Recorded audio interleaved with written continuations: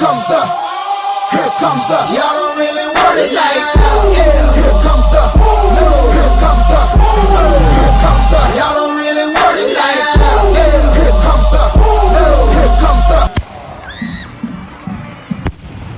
here comes the, y'all don't really want it like that. Guten Tag, Tigers. Welcome to another episode of Black and Red TV. I'm Mason Wilms. And I'm Paul Giles. And let's head to our first segment of breaking news with Isabel Carwell and Caleb Clausen. On the first weekend of March, a group of 80 dancers had the privilege to dance on the All-Iowa Honor Dance Team. Today, we're going to be interviewing a few of the dancers that went. I'm here with Claire Garrity, one of the participants in All-Iowa. So, Claire, what did you do to prepare for All-Iowa? We auditioned in August, and then we found out in October whether we made it or not.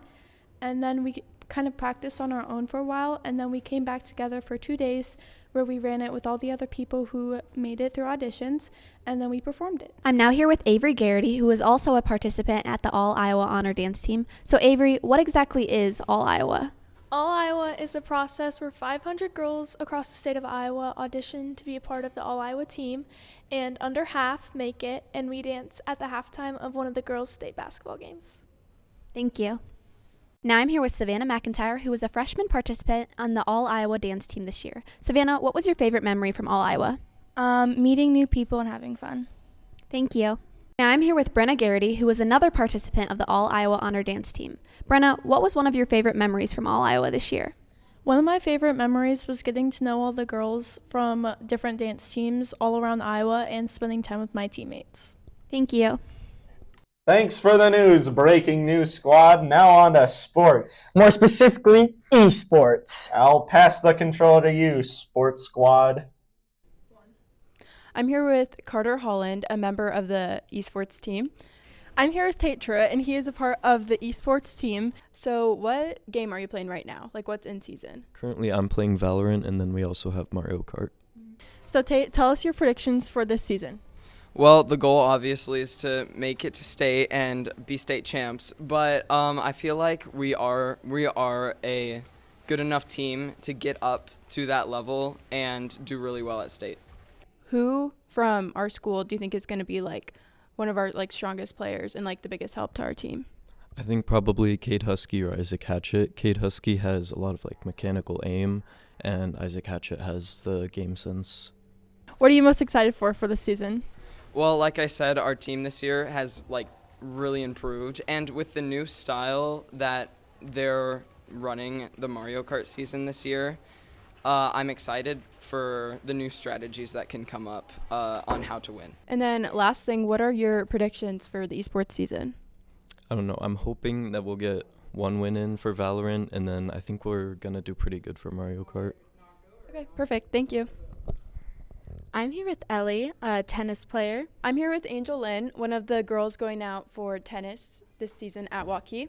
What made you want to do tennis? I've always played tennis when I was younger, and then I stopped for a while, but then I was always kind of passionate about tennis and being involved in the community, so I just decided to do it again. I was just really interested in it because it's something new I could try, and I thought it'd just be fun. Also, my mom played it, I think, a little bit when she was in high school, and I thought I'd carry on that tradition a little bit. How are your past experiences with tennis? My past experience was that I was playing in a club tennis in Latvia for 6 years, but then unfortunately my coach got really sick and she couldn't continue coaching, and there was no coaches around my area, so I had to quit. I don't, but I played for the first time over spring break. So. What are your hopes for the season?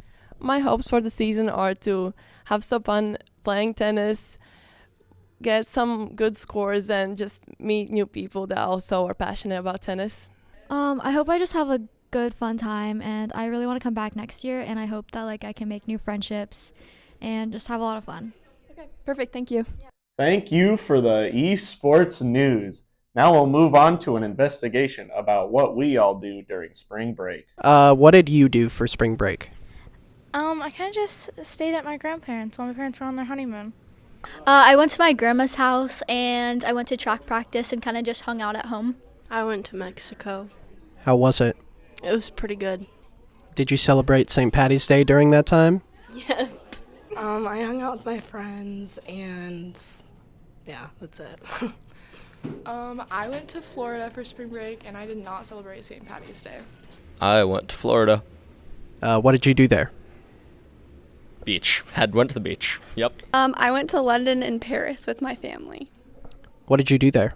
We did a bunch of sightseeing and just a bunch of fun stuff. I went to Mexico with my friends. Did you do anything for St. Patty's Day? No, I did not. Alrighty, thank you. Yeah. Thank you for that investigation of what we do over our spring break. Now, let's go outward a little and have the national news. My name's Ella, and welcome back to National News. First off, President Trump has kicked off the process for dismantling the Department of Education. He has signed an executive order that would essentially do away with the department. There are some supporters of this order, while there are also many opposers. Some of the supporters believe that education oversight should be turned over to the states and the parents, while opposers argue that it will essentially harm children in their ability to learn at school. Next, you may have noticed an increase in egg prices, or maybe you've even heard your parents complain about it. This is caused primarily by the avian bird flu, which has led to the culling of many egg-laying hens. This drastically reduced the egg supply and has made the product more scarce, which essentially raises the prices overall. Thanks for tuning in to this episode of National News. Thanks for that national news, Ella. Now let's hear some good news with Genevieve and Josie. What's your good news? Well, it's Friday and we're getting close to spring break and hopefully all the snow's done. I got a new job. Can you tell us about the job? I got hired as a patient care technician at the Des Moines Methodist. I'm leaving for vacation next Wednesday. Where are you going? Colorado. It's almost spring break. What are you going to do for spring break? Stay at home and sleep. My good news is I'm going to Cancun and I'm getting my dog. Oh, that's fun. Thank you. That was some pretty good news. And now for the better news. We're done! See you next time, Tigers. Come back next month for the next episode of Black and Red TV.